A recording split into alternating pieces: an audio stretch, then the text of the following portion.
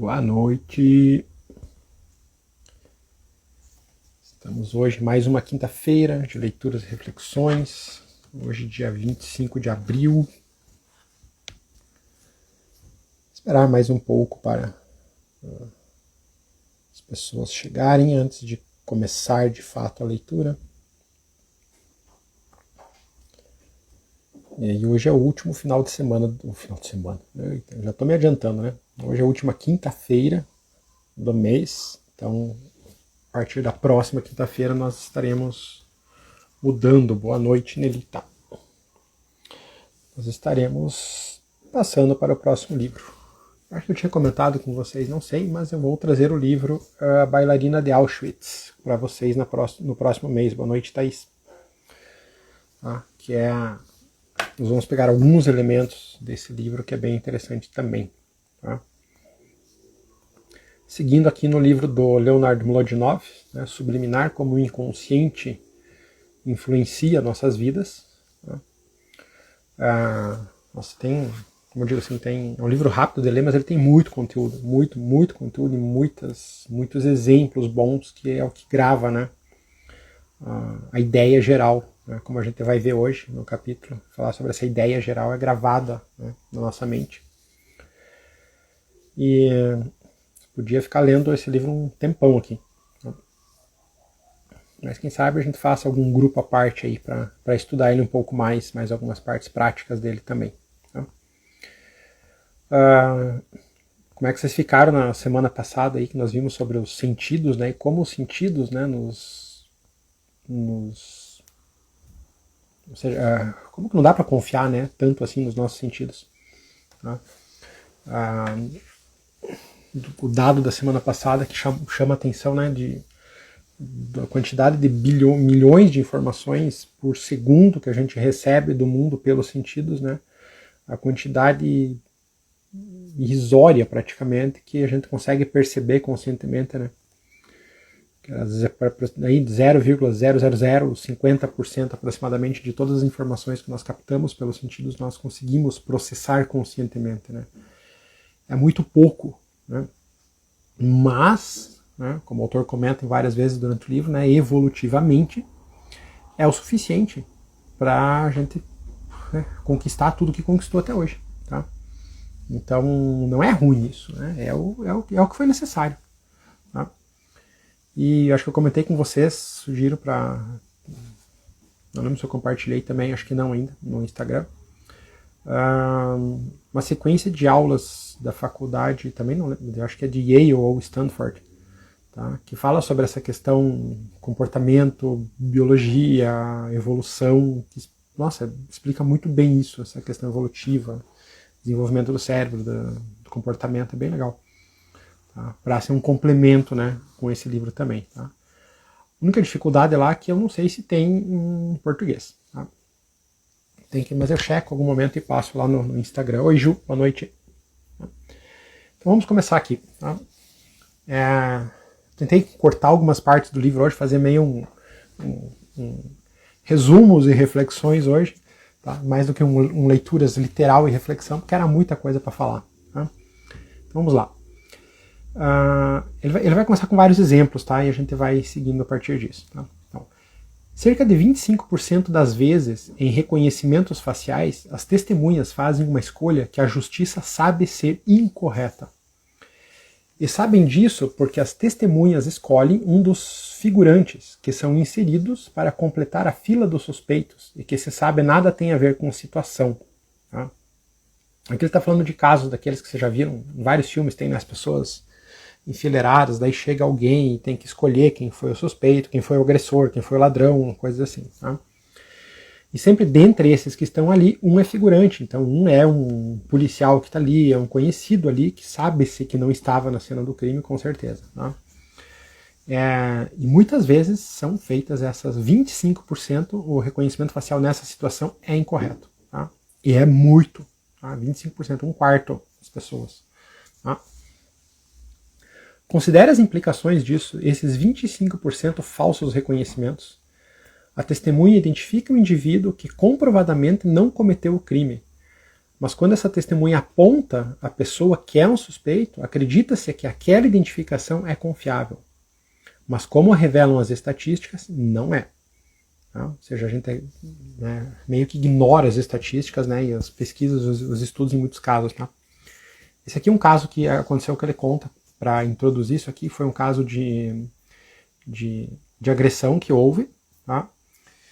E o suspeito fez a identificação várias vezes, né, do suspeito, ele foi condenado à prisão, tá? E olha como as coisas são, né? Na prisão, ele ficou sabendo, conversando com outro preso, que quem tinha feito essa agressão era aquele preso que estava na mesma prisão que ele, tá? A partir disso, ele conseguiu conversar com o advogado, né, e fizeram depois alguns testes talvez mais novos, ou, né, às vezes a pessoa não, né, a sociedade acha que ela não é digna talvez de um teste, né, tem uns absurdos por aí, né, que acontecem. E realmente descobriram que ele era inocente, e nisso já se passou 10 anos que ele ficou na cadeia, tá, por causa dessas questões de testemunhas oculares, tá, que a gente chama, né, a pessoa estava presente ali no momento e aconteceu isso, tá, 25% é muita coisa. Tá? Então, na verdade, estudos experimentais sugerem que, quando o verdadeiro culpado não está presente, mais da metade das testemunhas escolhem alguém de qualquer forma, selecionando a pessoa que mais se aproxima da lembrança que ela tem do criminoso. Né? Ou seja, a gente é meio que um tiro no escuro, como a gente diz, né? As pessoas identificam na sorte nessas questões, praticamente. Ah, mais ou menos lembra, assim, então é aquilo lá. Né? Uma organização chamada Innocent Project, né? Projeto Inocência, né? Inocentamento, vamos dizer assim, por exemplo, descobriu que das pessoas isentadas de culpa com base em testes de DNA depois da condenação, 75% haviam sido presas com base em identificações imprecisas de testemunhas. Olha só, é bastante gente. Você poderia pensar que essas descobertas resultariam numa revisão radical do processo de identificação de testemunhas. Infelizmente, isso não é o que ocorre. Os erros de memória continuam a ser desconsiderados. E ele comenta de outros absurdos assim, nas questões de justiça, que é... Tá? Depois eu vou deixar para vocês lerem ali, só deixar na curiosidade. Tá? Tipo assim, de dizer assim, não, ignorem o que está escrito, o que está sendo visto no vídeo, vai pela lembrança de vocês. Né? Mas isso tem casos que ele contou assim, mas se está num vídeo, por que é para ignorar o vídeo no processo judicial e confiar na memória, sabe? Umas coisas atuais. Tá? Outro caso que ele conta, depois ele conta um outro similar, assim, o caso de John, envolvido em alguns graves escândalos e também conhecido por uma excelente memória, o assunto de hoje é memória, tá? Foi chamado para depor sobre uma conversa. Mas, né, a conversa original tinha sido gravada também. Tá? John estava mais para romancista histórico do que para gravador humano. Não acertou quase nada em suas recordações do conteúdo das conversas. Aliás, nem chegou perto. Tá? Ou seja, ele estava envolvido em alguns escândalos ali, ele foi fazer um depoimento do que ele lembrava de uma conversa. Tá? No caso, ele era conhecido por ter uma excelente memória. Tá? Então ele relatou com muitos detalhes, vários pontos da conversa, da fala, né? Só que ele não sabia que a própria conversa tinha sido gravada, né? A conversa original do que ele foi depor. Aí, né, quando compararam com a conversa gravada, não tinha nada a ver. Tá? Você pode dizer, mas ele estava até mentindo, né? Porque era um problema ali de escândalo, né? Tá, mas tá mentindo muito mal, então, né? Algumas coisas assim. A memória tá falha, né? Porque se você quer mentir, a sua memória tem que estar melhor também, tá? Você tem que lembrar até mais das coisas, né? Se você quer mentir do que se quer falar a verdade. Então, você pode estar pensando... e o caso da ocular também, né? É memória, né? Então, eu passo por uma cena, por qualquer coisa, e eu preciso registrar essa imagem dessa pessoa, a situação, na minha memória. Tá? Aí você já pode pensar, né? Existe a distorção dos sentidos, que a gente não capta tudo, né? Então você já pode começar a pensar, fazer uma relação, né? Tipo, ó, se eu já não gravo todas as impressões. Como é que eu quero que a minha memória lembre de tudo em detalhes? Não é possível. Tá? Começa por aí, né? Então, você pode estar pensando que as distorções de memória tão frequentes nas lembranças de pessoas que foram vítimas de crimes graves ou pessoas que precisam acobertar alguns escândalos não tem muito a ver com a nossa vida cotidiana, né? Você pode dizer, foram casos assim fora do comum, fora da curva, diferentões, né? Então entende-se que a memória... Tá? Mas distorções de memória ocorrem na vida de todo mundo, sejam em situações comuns ou extraordinárias. Tá? Pense, por exemplo, num acordo comercial. Ou pense numa conversa que você vai fazer com alguém para acertar algumas coisas. Tá? As diversas partes da negociação avançam, recuam durante alguns dias, e você tem certeza de lembrar o que você e os outros disseram. No entanto, na construção da sua memória, existe o que você disse, mas também ao que você comunicou, o que os outros participantes do processo interpretaram como sua mensagem, e finalmente o que eles lembram dessas interpretações. Tá? Então tem o que eu falo, às vezes o que eu estou falando não é o que eu quero comunicar de fato, aí o outro escuta, já escuta meio distorcido, tá? E daí já interpreta segundo o jeito dele, então é um processo, comunicação não é um processo tão simples quanto parece. Tá? Então a gente devia dizer, antes de ficar dizendo, comunique-se melhor com as pessoas, primeiro a gente tem que aprender a se comunicar, porque não é um processo tão simples. Tá?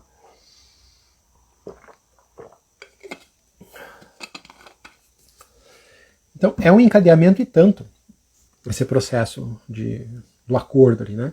Por isso as pessoas costumam discordar radicalmente a respeito de suas lembranças de eventos. Tá? Faz experimento aí com alguém que já convive há muito tempo com você. Tá?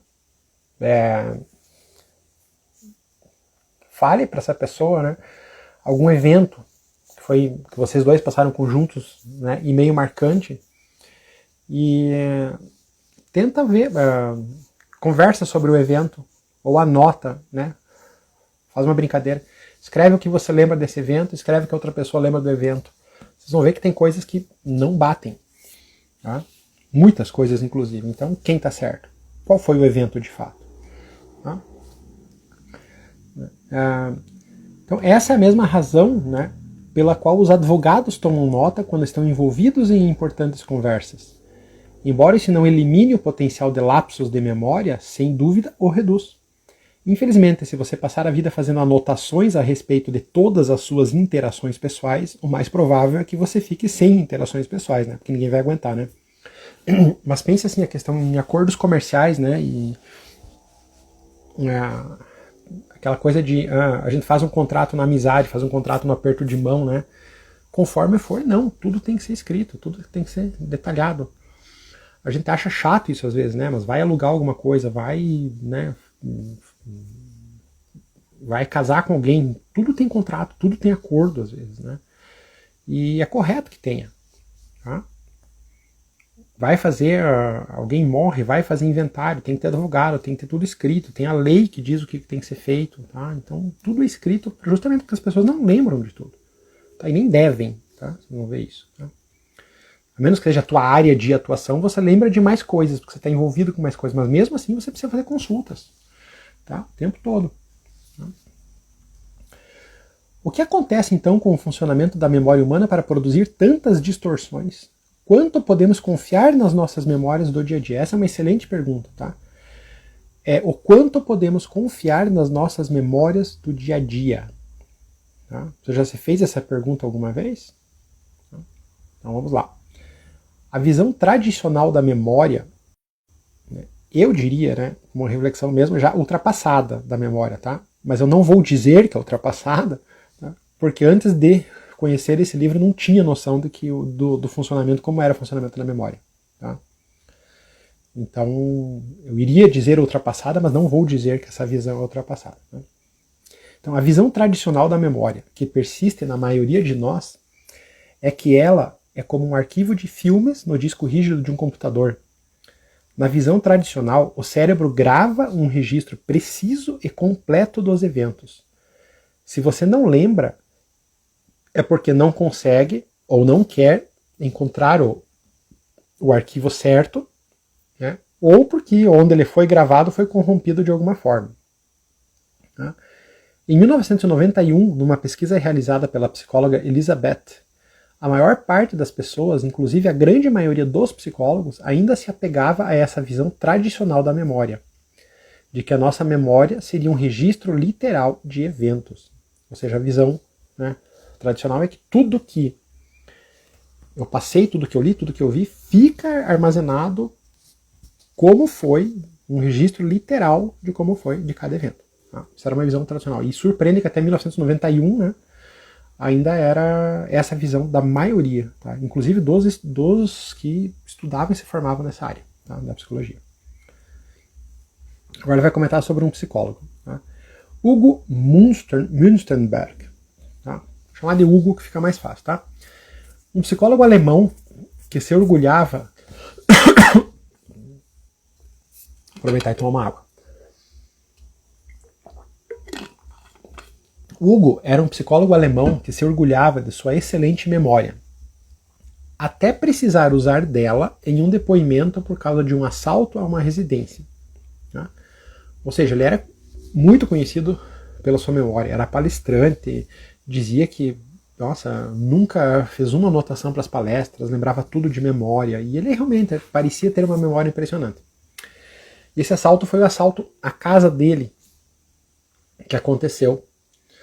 Tá? Então ele foi chamado para depor como estava a casa, o que ele lembrava de antes, de como estava o assalto, como estava agora. Tá? E o que aconteceu? Que ele ficou alarmado, né, em o quão errado estava a memória dele, a lembrança dele, de como estava a casa dele. Tá? De alguns outros eventos também ali relacionados a esse assalto. Tá? Aí ele começou a se pensar, se a minha memória... Imagina, alguém que se considerava ter uma memória, nossa, muito precisa. Tá? Então ele começou a se interrogar, se a sua memória podia enganá-lo, outros deveriam ter o mesmo problema. Talvez os seus erros não fossem incomuns, mas fossem a norma. Tá? Então esse cara foi sensacional, ele pensou, tá, e se esse lapso de memória que eu tive, essa falha de memória que eu tive na lembrança, e se ela não for um problema? E se ela não for uma eventualidade, assim, aconteceu uma vez? E se ela for essa norma geral? Cara, é uma sacada de gênio pra mim isso aqui, tá? Você pensar ao contrário, né? Tipo, nossa, a minha memória tá fraca. Em vez de pensar isso, você pensar, e se isso for a norma? Tá? Então, a partir desse caso, começam a surgir muitos experimentos dele, tá? Ele conheceu alguns daqueles psicólogos que a gente falou na aula passada, nos laboratórios, começou a fazer experimentos ali também. Tá? E muitos experimentos foram feitos em sala de aula. Tá? Tinha um professor ali, ele ou algum outro, estavam dando aula, e eles armavam, né, alguma confusão acontecendo durante a aula. Tá? As primeiras, ninguém sabia que era tudo armado. Tá? E as pessoas que estavam ali depois, nossa, eram chamadas para relatar o que tinha acontecido, como tinha visto. E era um grupo grande daí que relatava, eles podiam ter vários dados, né? Inclusive até um que eles botaram assim, uma pessoa começou a discutir com o professor reagiu, outra pessoa quis defender, aí uma pessoa ouviram um tiro, alguma coisa, e nossa, deu uma confusão. Os relatos foram, como diz aqui o autor, os relatos dos fatos ocorridos nesses experimentos foram grosseiramente imprecisos e diferentes um do outro. Né? Casos de palhaços que entram na sala e saem e passam correndo pela sala, várias coisas assim. Tá? Depois, com o tempo, ficou tão famoso esses experimentos que as pessoas sabiam que era um experimento quando estava acontecendo, e mesmo assim, eles falam, os relatos dos fatos foram grosseiramente imprecisos e diferentes um do outro. Tá? De questão de grosseiras, um dizia que estava usando uma roupa amarela, outro uma roupa preta, de chapéu, houve tiro. Se você perguntar o que cada um falou, foi muito diferente. O evento era com 2 pessoas, tem gente que chegou a colocar 4 pessoas na história, sabe? Uma coisa muito imprecisa e muito diferente. Tá? Então, realmente, a memória, ela é muito imprecisa para algumas coisas, mas o suficiente para a sobrevivência. Tá? Isso é muito importante deixar sempre marcado. Tá?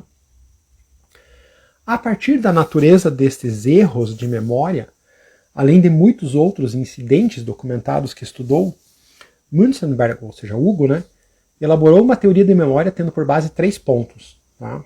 Que eu acho excelente a gente ter isso em mente, né, pro dia a dia, para as nossas relações pessoais, entende? O tempo todo isso aqui, tá?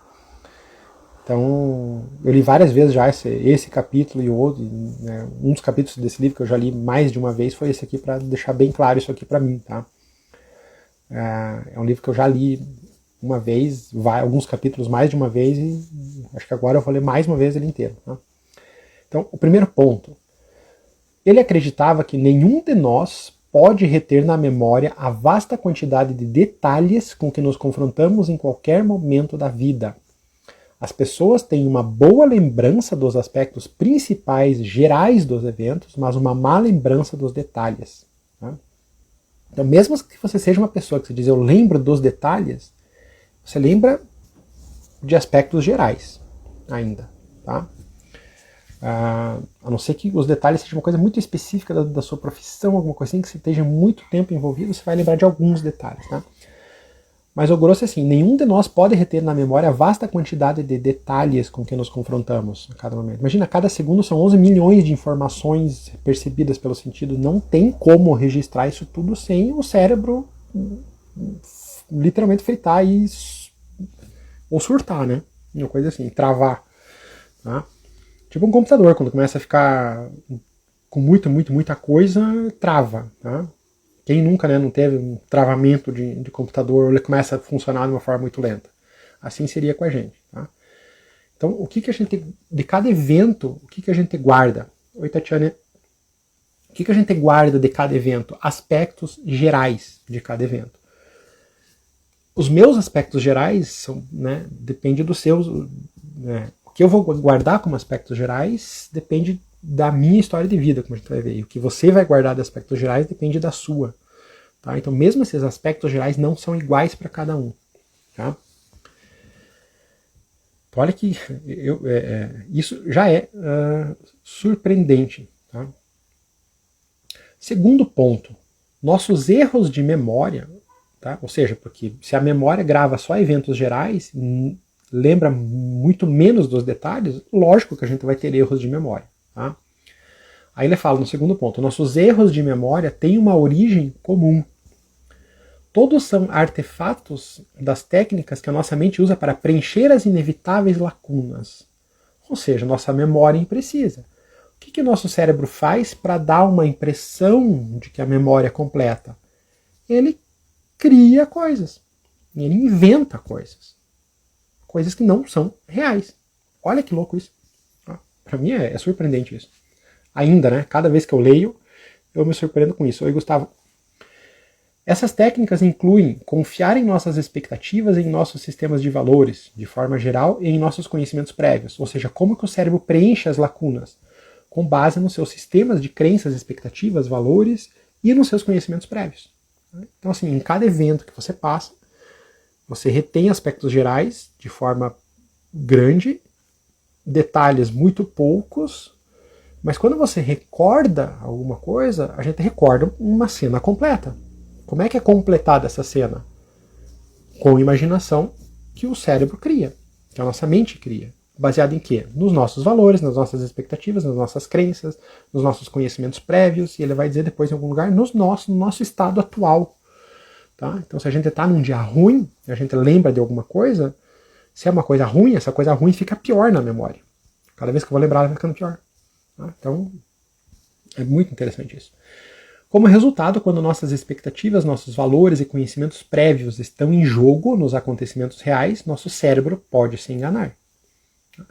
Isso que eu digo, se você tem um sistema de valores e crenças e vida diferente da minha, que todo mundo tem, né? Mas o mesmo evento que é presenciado é registrado de forma diferente e lembrado de forma diferente com base nesses valores. Então eu vou lembrar de alguns aspectos, você de outros, e é assim que é. Então, quando pressionados pelos detalhes não lembrados, né, mesmo pessoas bem intencionadas, fazendo sinceros esforços para serem precisas, sem intenção consciente de falcatrua, digamos, de contar a história, preenchem os detalhes inventando coisas. Então, nenhuma memória é precisa, 100% precisa. Nenhuma memória é 100% precisa. Toda lembrança que você tem, ela vem com falhas de memórias preenchidas pelo seu momento atual, pelo que você já passou, pelo que você acredita hoje, e é assim. Tá? E qual é o ponto 3? Esse é o mais surpreendente, eu acho. Nós acreditamos que a memória é 100% confiável, nós acreditamos 100% nas lembranças que inventamos. Tá? É muito difícil, quando a gente tem uma lembrança, vir isso aqui à tona e dizer, peraí, eu estou inventando um monte de coisa, o que eu estou inventando nisso aqui? Tá? Não, a gente acredita. Ah, mas eu lembro, foi assim, eu lembro, foi assado. Daí as discussões acontecem também, né? Ah, porque eu lembro que você falou isso. Não lembra nada. Ninguém lembra isso aí. Tá? Ah, mas eu lembro que eu vi tal coisa. Como você pode não lembrar? Será que você viu mesmo? Será que você não viu? Será que a pessoa viu? É impreciso. Tá? Então olha que interessante isso. Tá? A gente pode lembrar dos mesmos aspectos gerais, mas os detalhes a gente não vai lembrar. Tá? Então a gente devia abolir esse discurso de mas eu lembro que você, lembro claramente que você, a gente usa isso, né? Quando quer mostrar mais autoridade, né? Ainda usa o dedo, né? Eu lembro claramente que você não lembra. Não lembra. Tá? Claramente não. Você pode lembrar alguns aspectos gerais ali. Tá? Então, a pergunta do autor é: como que um sistema de memória que descarta tanto da nossa experiência pode ter sobrevivido aos rigores da evolução? Embora a memória humana esteja sujeita a distorções na reconstrução de lembranças, se essas distorções subliminares se mostrassem graves para a sobrevivência de nossos ancestrais, nosso sistema de memória, ou talvez a nossa espécie, não teria sobrevivido. Ainda que o sistema de memória esteja longe da perfeição, na maior parte das situações funciona exatamente como exige a evolução. É o suficiente. Tá? A gente evolui, né, pelo que é suficiente. Nossa memória é como é hoje porque ela é suficiente funcionar desse modo para a nossa evolução, para a nossa presença aqui e continuidade. Tá? É o suficiente, não precisa mais que isso. Tá? Na verdade, numa visão mais ampla, a memória humana é maravilhosamente eficiente e precisa. Tá? Então esses lapsos, poucos que você tem, é assim mesmo. Tá? Lógico que tem lapsos de memória que são muito prejudiciais, fora da curva, digamos, também dessa normalidade imprecisa. Né? Você sofre um trauma, você bate a cabeça, você começa a esquecer de várias coisas, é um pouco a mais, né? Você esquece até dos aspectos gerais. Ou no Alzheimer também, que esse sistema de memória está muito debilitado já. Tá? Mas no geral, esse impreciso que a gente tem no dia a dia da memória é normal. Tá? É assim que funciona. É o suficiente para o nosso crescimento e continuidade aqui. Tá? Então ele diz assim, né? Essa memória bastava para fazer com que nossos ancestrais reconhecessem as criaturas que deveriam evitar e as que deveriam caçar. Onde estavam os riachos com mais peixes e o caminho mais seguro para voltar para casa? Né? Então, eu tenho que saber disso, né? Esse lado me mata, esse lado tem comida que eu posso comer. É isso, não preciso lembrar de como é que estava o pôr do sol daquele dia batendo especificamente. Não tinha isso. Para cá eu vivo, para cá eu morro, acabou. E é assim que a gente funciona até hoje, nessa memória. Tá? Nos tempos modernos, o ponto de partida para a compreensão de como a memória funciona é a percepção de Hugo Munstenberg, de que a mente é continuamente bombardeada por uma quantidade de dados tão grande que não consegue lidar com tudo. Os cerca de 11 milhões de bits por segundo que eu mencionei, que a gente falou na semana passada, tá? Imagina. Nossos sentidos registram, só lembrando, né? Recebem 1 milhão de bits por segundo de informação. Conscientemente, nós conseguimos processar entre 0,00014 e 0,00050%. Tá? Tem 3 zeros depois da vírgula. 3 zeros depois da vírgula. É muito pouco. E é o suficiente para a gente chegar até onde chegou hoje. Tá? Foi por isso que trocamos uma lembrança perfeita pela capacidade de assimilar e processar essa assustadora quantidade de informação. Ou seja, quem processa essa informação, o inconsciente. né? A gente não ia dar conta de tudo no nosso estado atual. Aliás, isso aqui é bem interessante também, uma outra história que ele conta. Tá?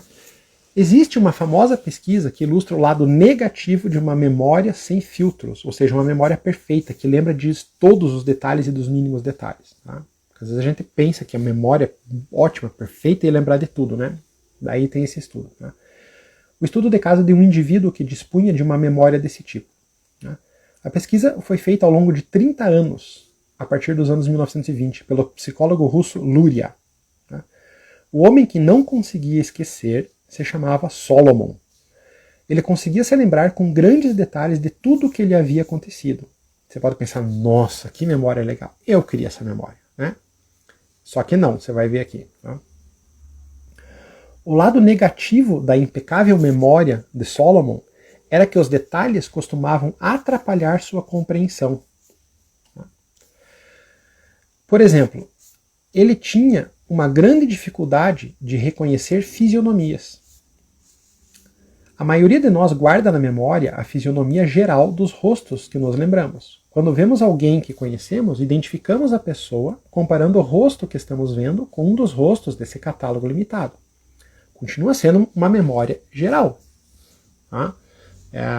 De rostos. Lembra que e ele fala, em algum capítulo lá para frente, ele vai falar sobre essa parte de reconhecimento facial. Tá? Então eu vejo alguém, né? Busco lá no meu banco de dados, meu cérebro, minha mente preenche as lacunas e eu reconheço, é fulano. Tá? Mas a memória de Solomon guardava muitas versões de cada rosto que já tinha visto. Tá? Cada rosto, cada versão desse mesmo rosto era um rosto novo. E ele se lembrava de todos. Assim, para ele, as pessoas não tinham um só rosto, mas dezenas. Quando encontrava alguém que conhecia, comparar o rosto daquela pessoa com aqueles que ela guardava na memória significava a busca em um vasto inventário de imagens para tentar encontrar o equivalente exato do que estava vendo. Então ele acabava tendo muita dificuldade na identificação de quem era quem. Tá? Se um dia eu apareço de barba, outro dia eu corto metade aqui da barba, para ele era um rosto diferente. Então ele entrava tipo, opa, essa é uma pessoa diferente.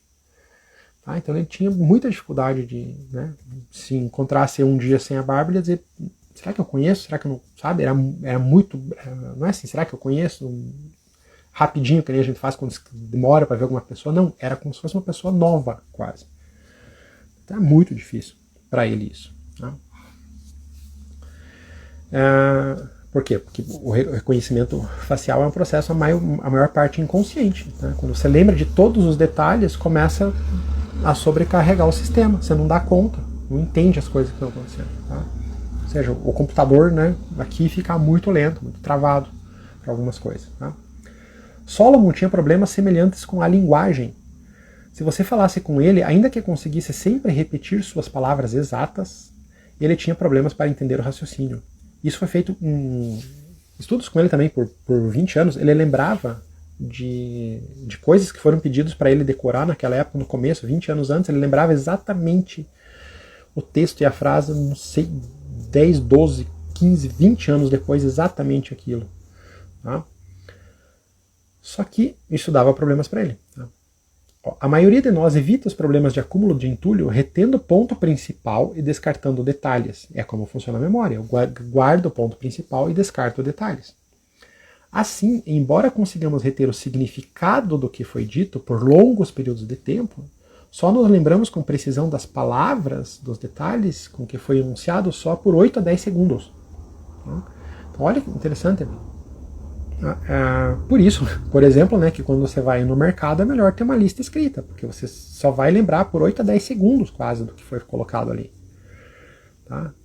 Há uma tendência a você lembrar muito pouco. Tá? Você lembra de fato também. Né? Outro exemplo que ele comenta no livro, assim, você lê um livro grande, né? Você vai contar esse livro para alguém. Em 20 minutos você conta para alguém, até menos, 10 minutos, você conta os aspectos gerais da história, dos livros, da história, do contexto, de algumas coisas assim. Mas os detalhes você não consegue contar, que nem o autor está ali. Por isso que está escrito. Tá?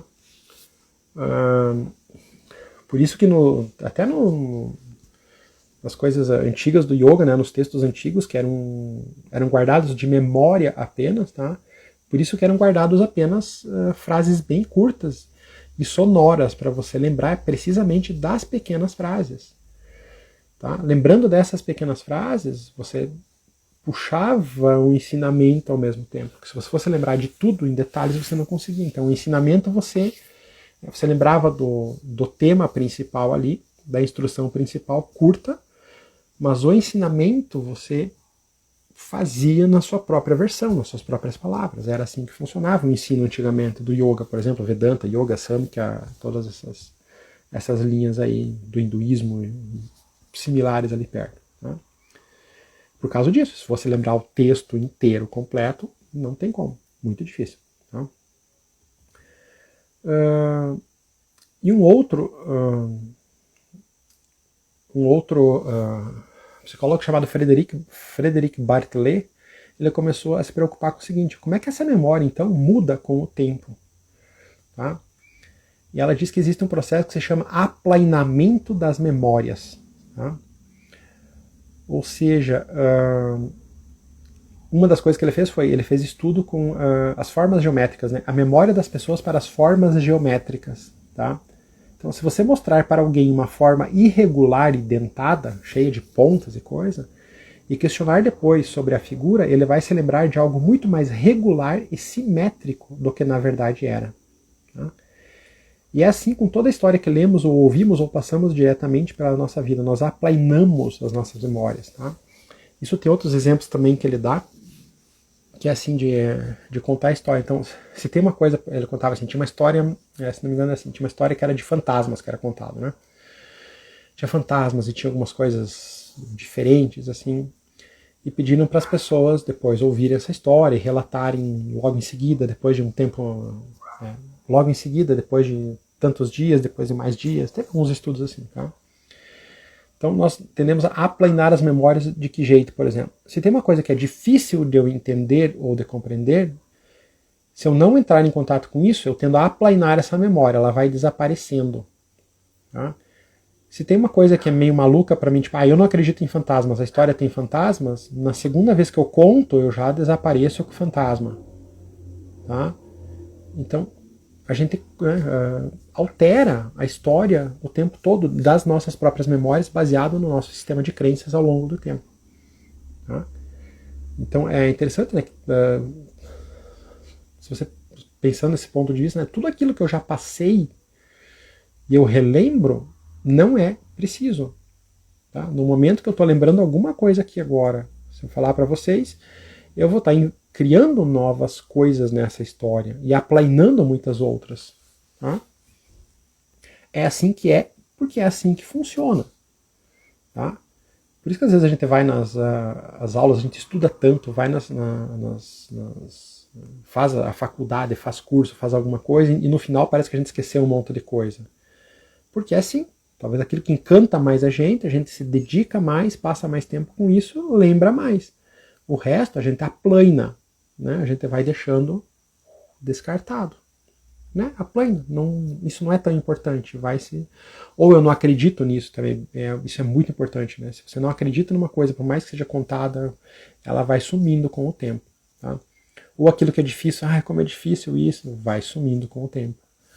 Tá? Então, né, para ter uma memória um pouquinho mais precisa, precisa ter um envolvimento maior com aquilo que você quer ter. Tá? Naturalmente, né, quando você se envolve com algumas coisas mais, outras coisas que você vai deixando de se envolver vão sendo aplainadas. É assim que é. Né? E outra coisa que tem vários estudos que ele diz assim, que é possível, inclusive, implantar falsas memórias em pessoas. Né?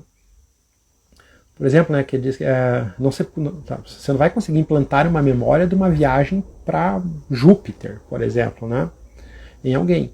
Mas já tem estudos de que você conseguiu implantar uma falsa memória de que a pessoa já fez uma viagem em balão. Tá? A pessoa, depois do processo lá, ela jurava de pé juntos que ela já tinha viajado num balão. Sabe aqueles balões bonitos, onde tem o cesto, você entra, o fogo e vai subindo, bonito aqueles balões, né? Tem Então daí você pensa, nossa, quantas memórias será que eu tenho que, na verdade, eu nem tive, foram criadas ao longo do tempo? Tá? E o autor ele finaliza esse capítulo com um seguinte relato dele, que eu acho que faz muito, muito sentido para a gente. Tá? Então ele pergunta, pense no seu passado, do que você se lembra desse passado? Tá? Então ele relata aqui o autor, tá? Quando eu brindo meus filhos com meus habituais excessos de beijos e abraços, eu sei que essas cenas não vão ficar na memória. Eles vão esquecer, e por boas razões.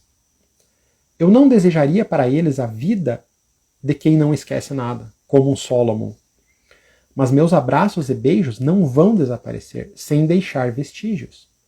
Irão permanecer pelo menos nos bastidores, como sentimentos e laços emocionais agradáveis.